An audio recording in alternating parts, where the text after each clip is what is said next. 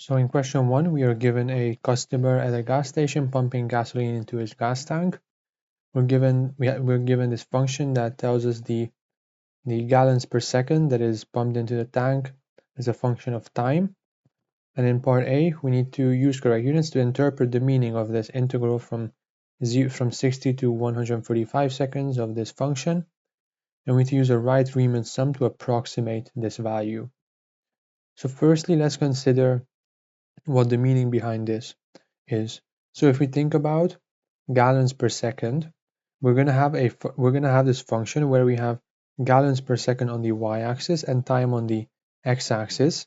And if it's some function like this, then if we multiply just the units of the y and x-axis, as finding the integral is basically finding the area under the graph.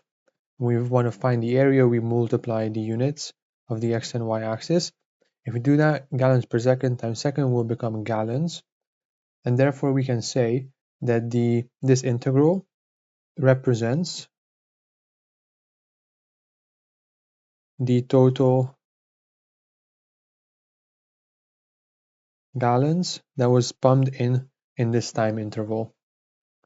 So it's gallons per second times seconds. The seconds cancel out. We will just be left with the total amount of gallons. Gallons tanked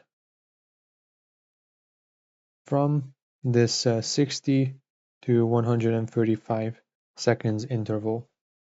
And then we need to use a Wright-Riemann sum to evaluate or to approximate this integral.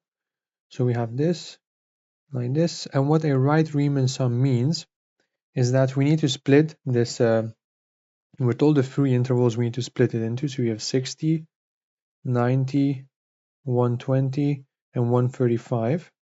And what we need to do is make rectangles that approximate the function's height.